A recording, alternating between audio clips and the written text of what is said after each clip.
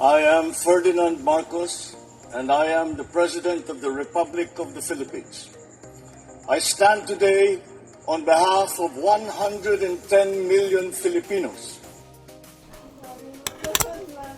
Hi everyone, hello universe, it's me again. Shoutout sa inyo mga kababayan. But anyway, mayroon tayong upload videos. Ito, napakaganda ito. Bakit kanyo? Nako, sobrang ganda ito. Ito po yung isa sa mga videos na in-upload ko, no, ilang buwan na nakaraan. Itong footbridge dyan sa Kamuning, na kung saan ay napakataas nito. Kaya medyo delikado. Ayan, no, yung binisita ng Pangulo nung tawag dito 9 months ago. Tapos inuutos niya na palitan yung tulay, ay yung footbridge na yan, kasi masyadong mataas at umuuga. So yun ang utos niya, guys. So sa loob yata ng 4 months natapos kaagad. So kanina mga kababayan, binisita po ng ating mahal na Pangulong Marcos Jr. yung Kamuning na yan. So ngayon, ito na po yung bagong bridge. Kung gusto nyong dumaan kayo dyan at para makita nyong ganda. Ito po ang bagong bridge ngayon. Kaya pakita ko sa inyo. Oh, diba?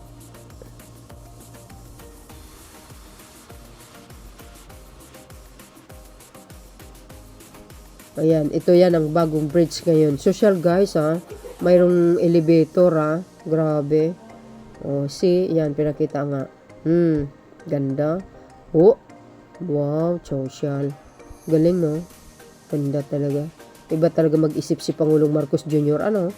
Mga kababayan. Iba talaga. Ayan. Ito yung bago ngayon, guys. Oh, ganda, diba? Pinakita ko na sa iyo yun. Siguro mga 5 months ago. Oh, yan, oh. Ganda. Ikumpara mo naman dito, guys. Oh. Tingnan nyo ito.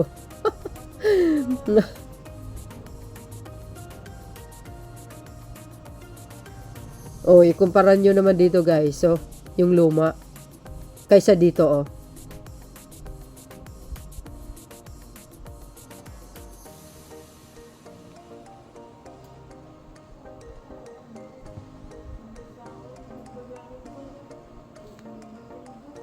Oh, yan, oh. Yan na yung ngayon, guys. Ayan na, oh. Ito pa yung mga highlights. Ayan, oh. Wow, ganda. Ganda talaga, eh. Oh, may elevator pa, mga bes. Oh, social. Ito yung luma, guys. Oh, tingnan nyo. Nakakapagod talaga. Minsan dumaan ako dyan. Ay, napagod ako talaga. Ay, tsaka umuuga. Ayan, binisita ni Pangulong Marcos ngayon. Ngayong araw, March 5, 2026. Oh, yan yung luma, oh. Tingnan nyo. Ang taas, diba? Oh, taas ng luma, oh. Panahon ni yan, guys, project ni Digong. Para kompleto detalyado, guys, panoorin niyo to. Kilala ang overpass na ito bilang Mount Kamuning. Pasakit sa araw-araw na biyahe ng pedestrians at commuters. Oh, kadito may harang, sobrang taas ang hingal. Ito siya, mula doon sa baba, 5 palapag siya, eh. Siyempre, hassle siya kasi sobrang taas po ng bridge natin. As you can see naman. So imagine mo na lang, gawa ng pagod, tapos tatawid ka pa sa sobrang taas na bridge. Ano po, ang taas po masyado, tapos nakakahingal po talaga, lalo pag may dala ka. Nakita ko po yung mga kasabayan ko, talagang hihinto muna po bago ipagpatuloy yung taas. Dito sa Luman, mauga nga po, tsaka mataas, nakakapagod. Sa pag-inspeksyon ng Pangulo, ipinag-utos na ito ay agarang palitan. The President also knew about it. Ang sinabi niya is unacceptable. No? So he said, tear it down and build a better one. Yun ang kanyang very clear instruction. Makalipas ang 9 buwan, mabubuksan na ang bagong tawiran. Nagpasalamat na kami. May bago ng grades. Yan. Kaysa dito kasi, sobrang taas talaga. Mas magiging convenient po siya for the senior and for those people na mas marami pong dala. Hindi na ganun kataas. Mas okay po yan kasi hindi po nakakahingal talaga kung patawid na, tapos hindi na rin mahihirapan. Kung may elevator po, hindi na mahihirapan yung mga matatanda. Kasi iba po namamalengke sila, ganyan. Mas maganda po yung bagong footbridge kasi nga po like accessible na po siya sa mga PWD po. So, di na po sila mahihirapan. mas ligtas, PWD-friendly, at mas kaaya-ayang istruktura para sa mga gagamit nito.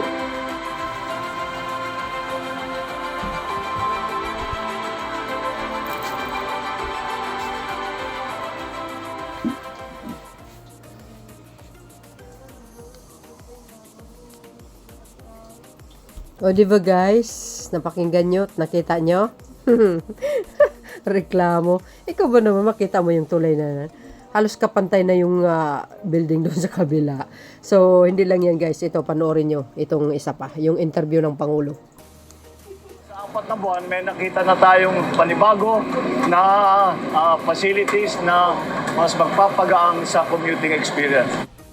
How did you manage the flight of stairs today? Well, the old one is not very good at all. At saka, hindi mo ma-realize pag nandito ka sa baba, gumagalaw pala yan pag may dumadaan. Kaya mas mabuti-buti na ito. That's why the first time that we saw it, nung in-inspection, How did you manage the flight of stairs today? well, the old one is not very good at all. At saka, hindi mo ma-realize pag nandito ka sa baba, gumagalaw pala yan pag may dumadaan. Kaya mas mabuti-buti na ito. That's why the first time that we saw it, nung in-inspection namin, yung MRT, ay sabi ko talagang hindi practical yung kanilang ginawa.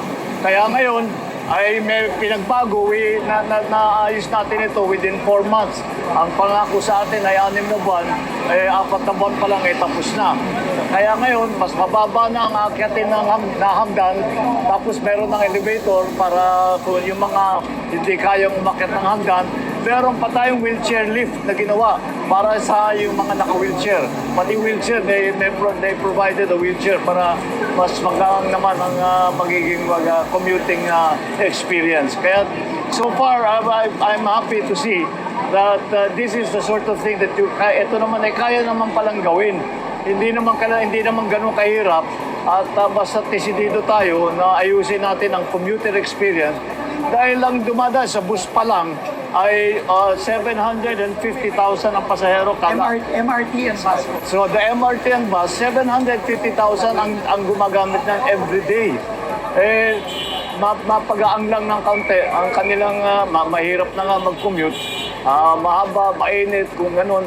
Sabi ko dapat naman tugunan natin yung pang-araw-araw na dinadaanan ng ating mga kababayan para makapunta sa trabaho at para makauwi.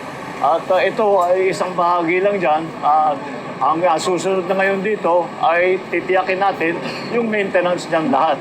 Meron pa tayong elevator ngayon. Yung elevator kailangan laging umaandar. Kaya tiniyak namin na yung design ng elevator heavy duty kasi talagang todo ang gamit niyan. Kaya mabuti naman. At sa 4 na buwan, may nakita na tayong panibago na facilities na mas magpapagaang sa commuting experience. Mula dito sa wala na yung Mount Kamuning. Hindi na. Tatanggalin na namin yung Mount Kamuning para tuloy-tuloy na dito na lang gagamitin. Maraming salamat. Good morning.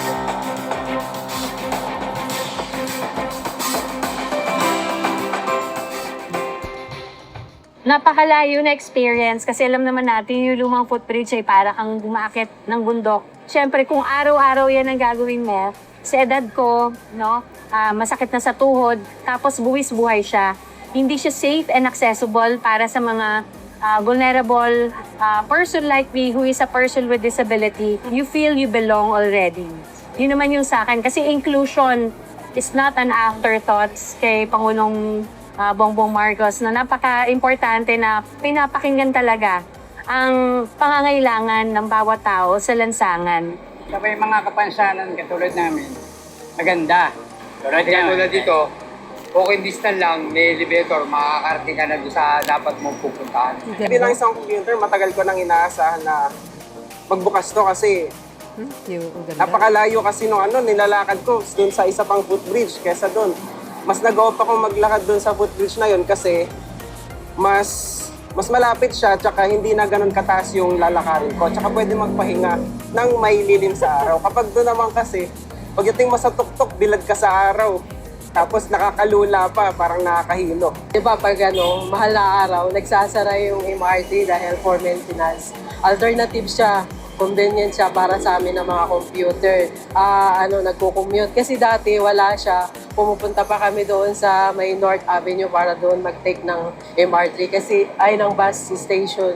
Kasi dati wala yan. Actually, mas convenient siya. Then, ramdam Ganda. ko na bibigyan ng halaga yung pagiging taxpayer ko. Thank you kasi at least merong naibigay ito agad. Kasi alam ko sinabi niya to months ago lang, tas nandito na agad. Maraming salamat.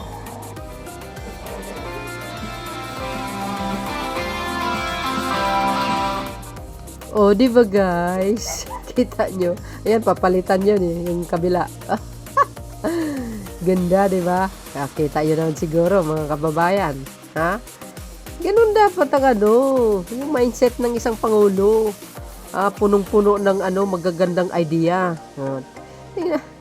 Isos, naku Maria Jose po. Panahon ni Digong yun guys ha. Proyekto ni Digong yun. Alam nyo, iwan ko ba kung bakit ang dami talagang mga yung mga nire-refer ni Pangulong Marcos Jr. na mga palpak na mga proyekto ng PAS admin. Ito na yung bago Ay, ganda. Wow. Woo! Talaga naman yung elevator nila Ganda talaga. Ba. Ay, wow guys. Ano ba yan?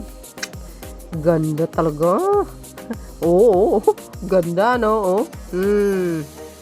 sinasabi natin, iba talaga pag matalino ang Pangulo. Magaling talaga yung mga ganyang idea, Isang salita niya, bilis ka agad, konkreto yan, Baka sasabihin nyo naman, substandard. Hindi na substandard yan. Nakabunito ng Pangulo. Subukan nyo kung makulong kayo, Ganda, May tapunan pa ng basurahan, Wow. Digital talaga. Digital ba yan? Kumbaga lang board. Galing, di ba? Wow, sosyalin mga bes. Sana guys, sa mga footbridge, ganyan. Di ba? Kasi para naman enjoy at maganda. Tingnan nyo naman yung kaganda yan, Kumpara mo naman sa project ni Digo ang taas. Parang building. Talaga, actually guys, nakakahingal talaga. In fairness naman kay Pangulong Marcos Jr., ang daming mga proyekto ni Digong na kumbaga inaayos ni PBBM. Kasi puro palpak Di ba? Ang dami. Mga tulay na katingga. O yung isang video natin na in-upload ko yan, na tulay doon sa flyover ba yun sa Davao? Nakatingga for years. Sus Maria Joseph. Ngayon, tapos na. Di ba? Tinapos ng Pangulo. Sasabihin ng DDS, i-credit sa kanila. Hindi kayo naloka. Baka ito sasabihin ng DDS, i-credit Hindi under the Marcos administration, at least alam nyo kung saan napunta ang pera ng bayan, di ba? Wala naman tayong karapatan manumbat dahil batas naman yung tax. Pero, ibig sabihin, sana po yung mga pera ng taong bayan, pera ng bansa, ika nga, di ba? Para ibalik din sa taong bayan. Tulad yan, pagpapagawa ng footbridge na yan, napakaganda. Sos, naku po. Saka yung ganyan, saka yung makakitang ganyan, klaseng mindset, mga kababayan. Di ba? Napakaganda yung idea. Kudos naman sa DOTR, sa mga, gumagawa niyan. DPWH, talaga naman sisipag din mga sekretary ng Pangulo Sa totoo lang. Kaya, sana mabigyan uli siya guys ng extension. Ay, nako. Sayang yung katalinuhan ng Pangulo. Ang dami niya pang magagawa, guys. Bata pa O, diba, wala pa naman 75 yan. Pero, in fairness, guys, naman, ang Pangulo pumayat, kaya hindi nag-iikot sa buong Pilipinas. O, diba? Yan na naman, medyo gumaling na. Kaya, umikot-ikot na naman. O, diba? Dapat rest muna kahit dalawang bansa na. Pero nagwo-work naman yan Kaya lang hindi man naman yata mapakali ang Pangulo. Gusto niya trabaho ng trabaho lagi. O, diba? Wow. So yun mga kababayan, congratulations sa atin lahat sa mga taga Maynila. Ang ganda ng footbridge nyo Alagaan nyo yan. Mayroon pang guys yung daanan ng wheelchair. Wow, sosyalin. Sana sa buong Maynila ganyan, no? 'Di ba? So, yun mga kababayan. Thank you guys for watching. Follow me and likes. Don't forget to hit the button bell para lagi kayo updates. Okay, bye and babush. God bless Philippines. Bye everyone. Bye guys.